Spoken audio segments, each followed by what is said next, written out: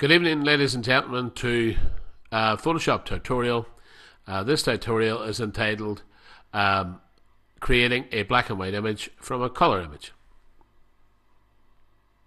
First thing that we're going to do is we're going to load our Photoshop into the system. And once we've selected the PS icon, Photoshop will start to do that. First thing that I want to do is to ensure that whilst working in Camera Raw, no sharpening occurs. And to do that, we'll go to Photoshop, go to Preferences, and select General. Under General, you'll find File Handling. And under File Handling, we'll find Camera Raw Preferences. What we want to make sure is that the sharpening that is applied in Camera Raw is only to preview the images. So therefore, it's only in preview. It does not sharpen the image that's transferred to Photoshop. So once we have established that, that will never change, by the way. Once you check your preferences will not change unless you carry out a change to those preferences at a later date. With that done, we're going to load a file into the system, which is then File, Open, selecting where you've actually stored the file, and I have created a desktop folder called Raw Files. So I'm just going to collect the first one. I have got the clippings both in the underexposure and overexposure switched on, and when they're switched on, we will immediately see areas of attention. They'll be highlighted red and blue. What we want to do is we want to select our recovery slider and move our recovery slider to the right, and you will see that the detail that was lost in those areas is now being recovered. I would not be too overly excited about the fact that you didn't get it all out, and if I move it to 100%, that's not happening. So what I'm going to do is I'm just going to set it to 80 at the moment. 80 seems to be a reasonable job. Next thing I'm going to do is I'm going to fix the white balance, and to do that I'm just going to go and pick an area that is grey, and I've picked an area of grey and the white balance is now fixed. At this particular stage, I'm going to export this file over to Photoshop. We do this by just clicking Open Image, and it will automatically open in the Photoshop pane. Within Photoshop, in order to change it to black and white, we're not going to go and select the preset sliders that are already there. I'm sure a lot of people in the audience have used from time to time. What we're going to actually do is we're going to create a mask, and this mask is going to be created from pure black, which is black is 0 on the colors of spectrum R, G and B. R, G and B set to 0 give us black. R, G and B set to 255 give us white. So therefore between 0 and 255 we've got 256 shades of grey on our black and white image, which goes up the gradient from white to black. And by using this, we're going to get, let's say, one of the most accurate methods of creating a black and white shot. Afterwards, we're going to use a little bit of correction to our own taste before we finish that shot off in terms of its black and white presentation. So, looking at this, the very first thing that we're going to do is we're going to create that black area, that black mask. So by selecting the icon at the bottom of the screen, this is this little half moon shaped black and white icon, and then you'll find that at the bottom of the layers palette. And if we click on that, we're going to go and click on solid color. So if I click on solid color, my machine has already been set. So what I'm actually going to do is I'm going to just put in an array of different values in the RGB. And you'll see when I do that, I'm actually getting colours to appear. Up to 255. So 23 red and 100 green and 255 blue actually gives us a baby blue colour. Okay, what we're actually going to do now is we're going to create pure black. So by entering in 0 into the red and 0 into the green and 0 into the blue, we have actually now created the digital representation of black, which is 0 in all of those areas. You'll find that this has automatically created a mask, and you'll see beside it that there is color fill is flagged on it. So what we're going to do, I'm going to select it. When I select it, you'll find that you've got a little outline around the box. And with it selected, I'm going to pick up the blending modes. And the blending modes are just donated in this little folder, a little drop down menu. And we're going to select color. And when we've selected color, we have effectively created a grayscale image. I'm just going to bring it up a little in terms of its screen values. And the next thing I'm going to do is I'm going to have a look and see if I need to fine tune it, because it will not effectively be the same for every image. You may want it a little darker, you may want it a little lighter, and this is again a personal taste. So if I go into my adjustments and select my levels, I'm going to move my highlights. I'm going to move them over slightly, and then I'm going to compensate the highlights by just moving the mid-tones slightly to the right. At that particular stage, I'm happy with what I've got in terms of a grayscale image.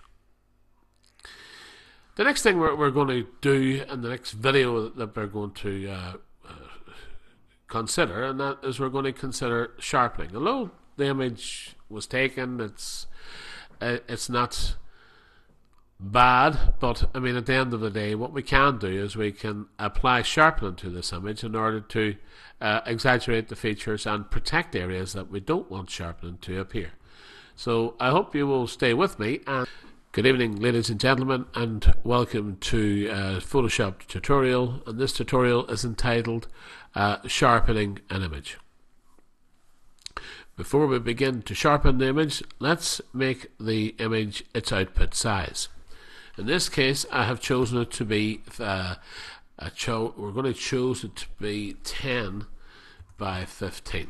So if we at the top of the screen type in 10 inches by a height of 15 inches and a resolution of 300 for printing. If I now select my size key, I can effectively take away the waste at the top of the image that we don't need, and you'll notice that the perspection of the image is being kept in total perspection, right? And that's fine. So if I press the enter key, the image is now sized to 15 by 10. So whenever we frame it, it should look good. Before we proceed to sharpen, we'll just finish off where we left off in our grayscale imaging, and that says we'll flatten this image. We do this by selecting layer, and we'll flatten the image.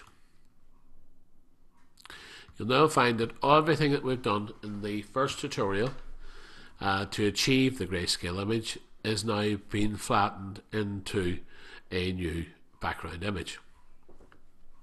We are now going to select this particular image and create a backup copy. The copy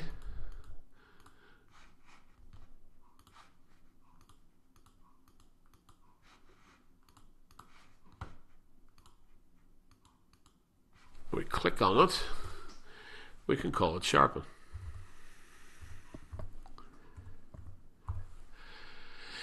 Just to let us know, by giving the layers titles, we will be able to see exactly what we're doing. And if I look at this in terms of protection, we're now going to create a mask, and this particular mask is going to apply sharpening to the areas that are required, and the areas that need protected, there will be no sharpening carried out there at all. If we use conventional methods, we tend to sharpen the entire picture. And in doing so, we find that we have a tendency to over sharpen our images and have halos created by this over sharpening process. So let's begin. As far as the portrait is concerned, we're just going to go down through the channels here, RGB. If we press the command key, when we press the command key and float the command key over the top of red, you'll see a little hand with a square on it. If we click it, what it's actually doing is you're going to get marching ants that are going to go around the image, and we're going to create a negative of this image in order to preserve the image, the areas of the image that we don't want to sharpen. So in order to do that, we just move ourselves up to our select key and choose inverse. And when we've chosen inverse, we've actually now made that mask into a negative. If we press Command and H, it will actually hide the marching ants because they can become a distraction whenever you're doing this particular task. And if we move on then to our filter, and we're going to apply our sharpening on sharp mask. And effectively what happens is you're going to say, good Lord, what's this guy doing? 500 and a radius of 2 and threshold 0. But all will be revealed in terms of that is the maximum amount of sharpening we may wish to apply. And therefore, we will be able to step back from this by going to 10%, 20%, 30%, and I'll show you that when we have actually applied it to the image. So if we actually say OK to that, we'll find that sharpening has now been applied to the image. And so that the mask has actually been finished with, we need to go to our select and we need to deselect so that the mask now has done its job and we don't wish to start pressing buttons and have strange effects as the result of pressing these buttons. I'm going to zoom into the image first of all, just to give you a flavour of what's actually happened. And you will see that the eyes have become particularly sharp. The nose area, the eyebrows, etc., the mouth, the teeth. And we have a softness around the skin, where the skin didn't overly sharpen, but at this particular stage, our 500 may be a little bit too much. And what we want to do is we want to tone it down a little. So if we go and select our Move tool and press V on the keyboard and then select 3, and you'll notice that our opacity has gone down to 30%. If I move that on to 40, you'll see it'll go, or 4, it'll go to 40%. 50 and 60 and 70, 80, 90 and 0 being 100. So we are now set with the choice of which do we feel suits the image. Now I've selected 30%. I think it looks quite good at 30%, so we'll sit at 30%. Whenever you flatten this image, that's where you're stuck with your 30%. At this particular stage, you've got the flexibility to effectively move up and down the scale before you have set this in stone. So that effectively is a method of changing to black and white, and this concludes the method of sharpening, being selective to protect areas that would have been over sharpened by other methods used previously. I hope you enjoyed this tutorial. I hope that you'll be eager to give it a go, and I'm sure that I'd be happy to hear of anybody who's got any feedback after they've prepared an image.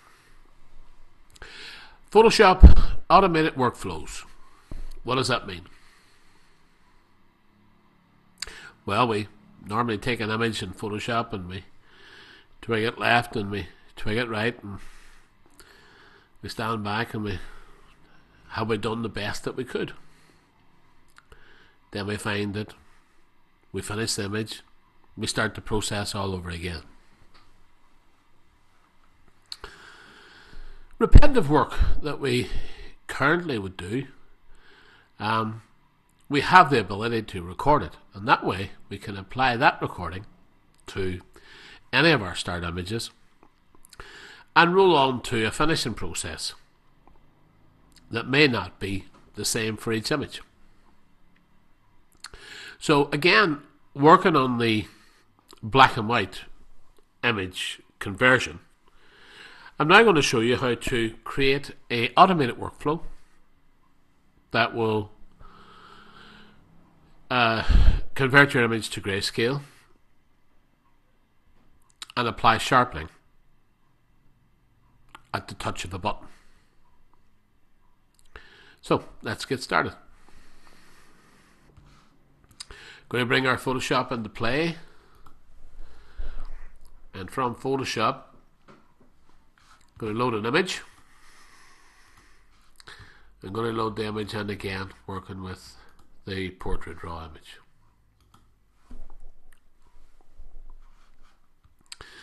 In this case, I'm going to have a look at the blacks in the recovery, get the image prepared, take that up to about 80%, take the blacks down. Have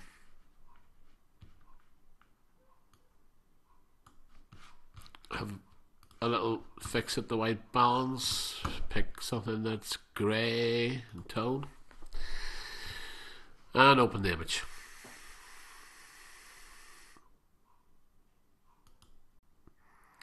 Now that part of the image preparation would be done for each of your images. What you can actually do is, if you've done an indoor photo shoot, you could have carried out a batch process that would have allowed you to prepare 8, 10, 12, 100, 200 images in the fashion in which I've just done before you would apply the automated process to them.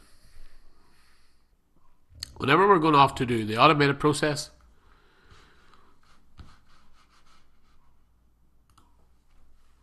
within the automated process, in this case I'm going to be using a 15 by 10, so I'm going to automate that also. I'm going to go in and I'm going to select my actions. Two things I'm going to do within my actions is I'm going to create a new action section, so a new set, and we're going to call this one BW and sharpen.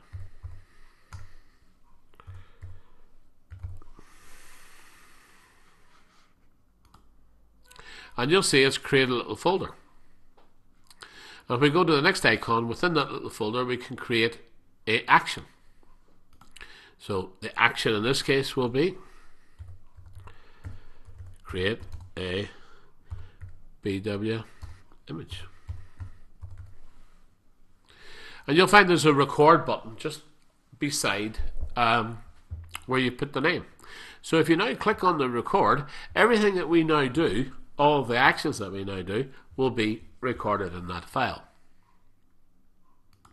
So in pressing on the record button, you'll actually see the little record button here appear in red, and this will be the stop button. So whenever we come to finish the process, we press that and our stop will have occurred. So we're going to create our black and white image. We're going to shoot off and apply our solid color. These are already set and they won't change if you haven't changed them. That's applied. We'll go up to our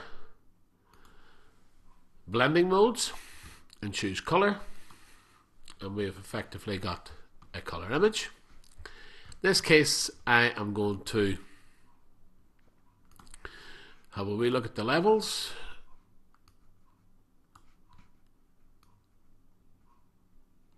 I'm happy enough there. I'm actually going to size this photograph also. So it's going to be sized a 10 inch by 15 inch. And again, I can be getting it into the correct proportion. Rule of thirds. I sitting on the third, I on that third. And we're happy with that. We press the enter key, and we've now got that concluded. At this particular stage on our action, we can end it here and have two actions. So this is the end of the first action, and we press stop. If I go up, I have now got an action created. What I'm going to follow on doing is I'm going to follow on now and create our second action. The second action is going to be the sharpening process. So with this BW sharpen selected, we're going to set up another one, which is called sharpen.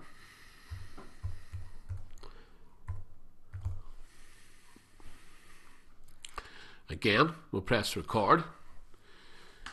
In the previous tutorials, the very first thing that we're actually going to do is flatten the shot. Layer, flatten image, then go down and drag and create. With background selected, we're going to press the command key, go over the red image, go over the green image, go over the blue image, and it's the red image gives us the best skin tone. Okay, so with the marching ant selected, we want to go up with the image and go inverse on the select, which turns it into a negative. And then we're going to command H to turn off the marching ants. We go to filter and select our unsharp mask. We apply the unsharp mask at the ratio mount of 500, the radius of 2, threshold of 0.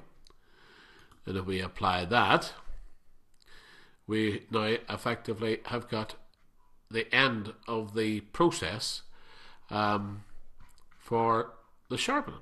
So if we go into the sharpening and have a look at how much sharpening has been done. In this case, what I'm going to do is I'm going to blow up the image, and you can see there's been a command of sharpening taking place on there. I'm just going to deselect the image, and if I go to our move tool and V on the keyboard, I now can vary the amount of sharpening that will be applied to the image. And if you look closely, here's 10%, 20%, 30%, 40%, 50%, 60%. You can see that the eye, the eyebrows and the eyelashes are getting sharper. So you may wish to leave it at 60%. I'm just going to go now to a full image on the screen, and if I just scroll in, scroll out on the image, I would see that I would be happy with that black and white result. What I can now do is, by pressing this button, I will have ended the process. Now, the process, you say, what good is it? Well, what we can do with the process now is we can apply it to an image, and that image, when it's applied, it would be automatic. So I'm going to run, in the next tutorial, I'll just run it on an automatic base, and you'll be able to see what we've created in this tutorial working within a few seconds for any image that you care to choose. Again, this is set for portrait. I would exaggerate the fact that landscapes will be different. You may use a different level of sharpening in landscapes in order to avoid halos. And that's why, when you've got the flexibility to choose 10, 20, 30, 40%, you've got the edge over earlier processes where everything was sharpened at the same value. I hope you enjoyed this tutorial, and perhaps you will try to set up an automated method within your own computer and enjoy the fact that this will save you a lot of time in preparing. Good evening, ladies and gentlemen, and to recap on the videos that we have viewed this evening, we have viewed the process to create our black and white image, and we've reviewed the process to sharpen that image, and we've also created an automated version so that we can apply it to images in the future. This video will now run those automations that we created in the previous videos and demonstrate to you how quickly a conversion to black and white in the sharpening process can be applied, thus saving you time to devote to finishing off the digital asset. So let's get going. So the first thing we're going to do is we're going to call up the actions palette. Now, there's two ways of doing this. I have mine tagged on here, and if you don't have that on your computer, you just go up to your window and select actions. So under window you'll see actions here, and like what it did, it just opened up my actions at the side palette. It's a good idea to sort of bolt the things on that you will be looking to have there as permanent features. And perhaps we'll cover that in another Photoshop tutorial about setting up the workspace to look after the eventualities of the workflow that we're going to choose to run with. But anyway, let's create our black and white image. You'll see that under BW and sharpening, I can rest the cursor over create the image and press the play button. Play. We got ourselves a sharpened black and white image which has been set to 15 by 10, and it took all but a second or two perhaps on running the image. Secondly, we can apply the sharpening process. Because the sharpening process is going to flatten this, we don't have to flatten this particular image. So if I run the sharpen process, it flattened it, did everything with it. Remember, we had set our opacity to 60%, so it's actually now got that opacity set to 60%. Again, that took all but 2 seconds. We'll go and blow the shot up, put it on full screen, and on my thing I can blow it up by just moving into it, and we can see that it's done a very good job. The blacks are black, and the tones and the highlights are certainly all there in their various proportions. I hope you have a bit of fun with this one. Certainly will save you a lot of time. I mean, at the end of the day, if it opens up your creativity, I'm sure there's lots of other things that you can apply the process of automation to. So, all the best. Bye for now.